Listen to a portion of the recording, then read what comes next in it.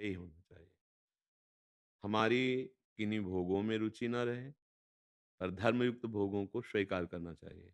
हमारी किसी भी शरीरधारी से ममता ना हो, पर भगवत भाव से बहुत प्रियतापूर्वक निर्वाह करना चाहिए। हमारे विचार सांसारिक क्रियाओं का भी चिंतन करें, पर उसमें अहंकार रूपी दोष नहीं होना चाहिए। ये तो भगवत प्राप्ति की उत्कट लालसा में संसार के भोगों की रुचि, संसार के शरीरों में ममता, विचारों में अहंकार, ये सब क्षीण होने लगता है। पर यथावत कार्य करना चाहिए।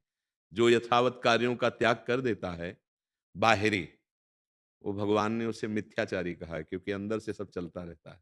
अगर यथावत बाहर अपने कर्तव्य का पालन करोगे, तो अंदर से राग नष्ट हो जाएगा और अंदर से श्री जी के चरणारविंद में, प्रियालाल के चरणारविंद में, प्रभु के नाम में, प्रभु के रूप में प्रीति हो जाएगी।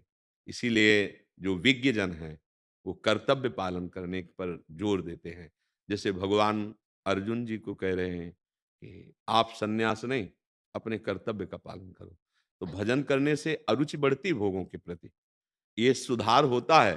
पर जो सत्संगी नहीं है, फिर सोचता है कि फिर मैं क्यों करूं, मेरी रुचि नहीं है, जब सब झूठा है ये तो मैं क्यों नहीं, फिर फेल हो जाओगे, फिर विकार आप पर हावी हो जाएंगे और आपका राग दृढ़ हो जाएगा। ये रहस्य है। उत्तम साधक वही है, राग रहित होकर कर्तव्य कर्म का पालन करना। अगर राग युक्त है तो बंधन कारक है। अगर आप कर्तव्य नहीं करते तो मिथ्याचारी, आप अंदर से राग रखे हो, कहीं भी चले जाओ, शरीर छोड़ के जाओगे क्या? शरीर साथ लेके जा रहे हो तो पूरा संसार लेके जा रहे हो। कर्तव्य कर्म करो तो क्रिया का वेग शमन हो जाएगा और शरीर से राग हट जाएगा, आपको शांति प्राप्त हो जाएगी। अगर हम दूसरों को सुख देने वाले कर्म करें, सुख लेने की भावना का त्याग कर दें, वही नाम जापक भगवत प्राप्त हो जाता है, देर नहीं लगती। बहुत जल्दी हृदय में ज्ञान का जागरण हो जाता है। पर ऐसा कोई बिरला होता है, नहीं तो भोगों में रुचि और कामना युक्त कर्म। देखो, कोई कर्म करने करने के पहले कामना लग जाएगी कि हमको इससे ये लाभ मिलेगा, हमको इससे ये सुख मिलेगा। अगर सुख भोग की लालसा और कामना का त्याग करके कर्म किया जाए तो वो योग हो जाता है, कर्म योग। वो बंधन कारक नहीं होता, वो मोक्ष प्रदान करने वाला बन जाता है।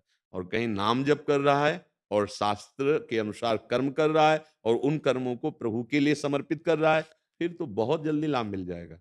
इसलिए बहुत अच्छी बुद्धि है आपकी, पर उसमें कहीं अरुचि ना होने पावे कर्तव्य में।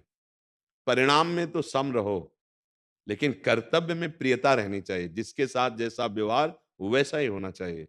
व्यवहार में त्रुटि नहीं होनी चाहिए।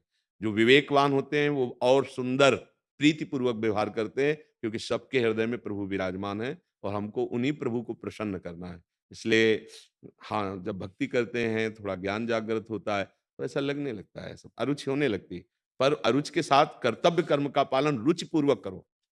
हाँ, जैसे बूढ़े माता-पिता हैं, उनमें भगवत भाव करके उनकी सेवा, रोज़ उनको भगवत भाव से सेवा अगर समर्पित करोगे, तो देखोगे यहाँ शीतलता पहुँच रही, यहाँ निष्कामता बढ़ रही, यहाँ भगवत प्रसन्नता आ रही है।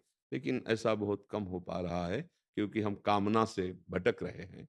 वो बड़े विवेकवान हैं, जैसा आपने प्रश्न किया, वो बड़े विवेकवान हैं, जिनके अंदर ये लालसा जागृत हो गई कि इस जन्म में हम भगवत प्राप्ति करना चाहते हैं।